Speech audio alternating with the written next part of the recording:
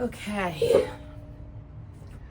Okay, guys, so VEVOR, which for a long time we were calling VEVOR until I realized there was no R in it, sent me this pottery wheel so that I can try it out, because I guess I'm sort of an influencer now, and tell you guys what I think about it. So that was the deal. They sent me this wheel and I have to make a video. I've been a little lax on it, so I apologize, VEVOR. I've been a little busy lately.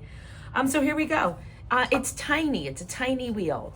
The funny part is I opened it up and I went, wow, it's really short. And then I realized that you can extend the legs, but guess what? I don't have the patience to do that. But one of my instructors, Linda Peterson, her husband, made this very cool sort of stand for her to do a stand-up wheel. And in the studio, we tend to have a lot of people who can't bend over. So we always have the Aspire tabletop wheel, but sometimes we don't love that. Also, the Aspire doesn't go left. So that's sort of a problem. This wheel, though, has the ability to go right and left. So there's this on switch here, which I should probably make move. How do we do this? Oh, there we go. And it goes for a righty, and with very easy, goes lefty. And unlike the Whispers and the other ones, this doesn't go much slower for lefty. So I think that that's a plus.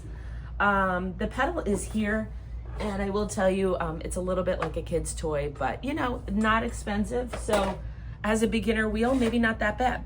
The other thing I don't love is there's no pins. So VEVOR, if you're watching, which I know you will be, that pins are really important for beginners. So we're gonna do it without a pin. I'm not gonna go with your basic. This is about 2.5 pounds. I'm just gonna go ahead and throw it on there. So I've got the wheel at the shortest level on this sort of stand, which I'll show you later. Other small issue is not big enough to put a bucket here. I'm a big bucket water person, so I've got it over on the right here. So let's see how it goes. So just like when I sit down, I'm gonna lock in. Ooh, my wheel's going lefty. To make it more difficult, I'm gonna see how easy it is to clean. I'm using Brooklyn red clay on a white wheel. So let's see what we got going. The motor's pretty good, I'm not gonna lie. Motor's a lot more impressive than I thought it was gonna be. But again, for people who have major back issues, standing up is a little better. So this might, I'm not standing, I'm just on a 24-inch stool, but I guess I'm not as hunched over as normal. So maybe, you know, we keep this way. So I'm locking my left elbow in. I'm putting a decent amount of pressure on it, and it seems to be handling, you know, what I gotta do. So that's pretty awesome. It's a tiny wheel. So I just stopped to make sure that everything was still in frame. And I will tell you the other cool part, just like the Shimpa Whisper, it kind of stops on a dime. Watch this. That's pretty impressive. That usually works for production potters. For a regular potter, I don't think it's that important. So there you go, I'm able to center it. Lean my elbows down, I'm gonna go straight down. I don't mind the bucket being all the way over here, so it's not the end of the world. Put some fingers in here, pull that towards me, do my little claw. All right, splash pan's a little loose, that's okay. Let's start to pull the walls. So definitely, for a little plastic pedal, I'll let you know, it's got some control here. You see what it's doing? It's not so bad. It's going a little fast, so I guess the motor is better than I thought. Pulling up those walls. So I'm still a little hunched over, but I know Stephen Hill talks about standing up. He's a little bit of an older man. Those of you who may not know, Stephen Hill is one of my idols. I actually get goofy when I meet him. I've actually never met him because I'm too embarrassed to talk to him. Him and Dave Matthews. All right. Get the water out of the inside. Let's do a little collaring to bring this in. Speed up that wheel. It's kind of really quiet too. So, start down here. Start to go ahead and pull that wall. Because I'm standing, or you know, slightly standing, I'm able to really get down and look underneath here without, you know, bringing my body all the way down. So the issue for me is going to be taking this off because I have been trained a bat person forever because I feel like, why not use bats? I mean, who cares if you have to clean them, right?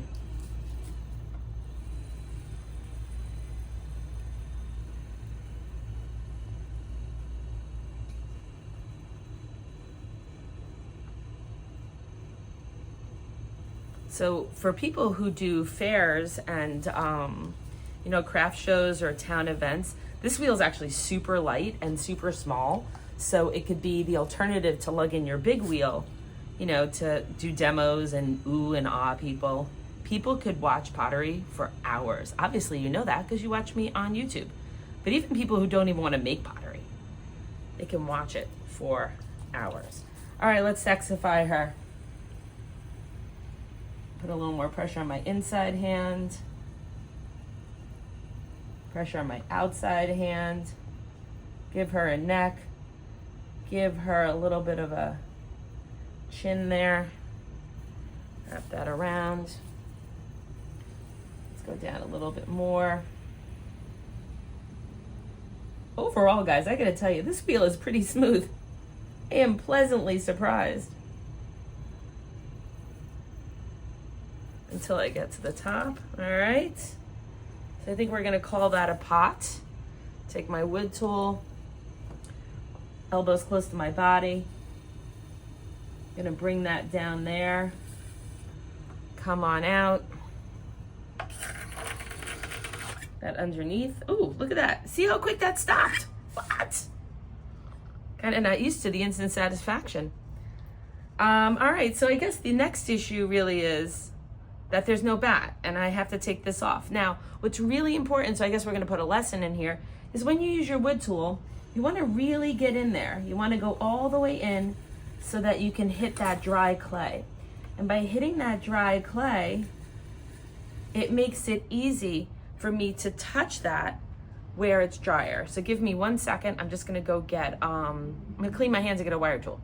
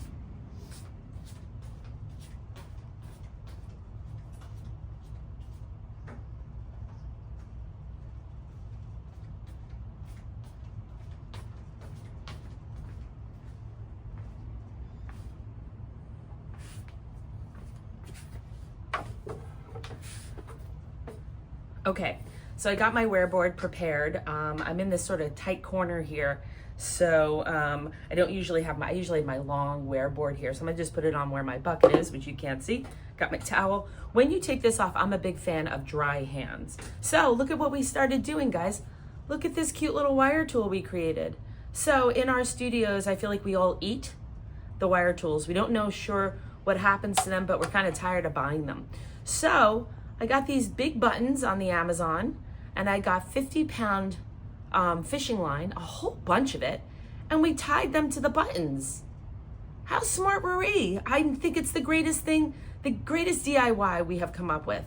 You can go with thicker gauge for cutting clay and thinner gauge for plates and stuff. So we're gonna go ahead, I'm gonna elbows down on my body. Oops, oh well, be a little mindful.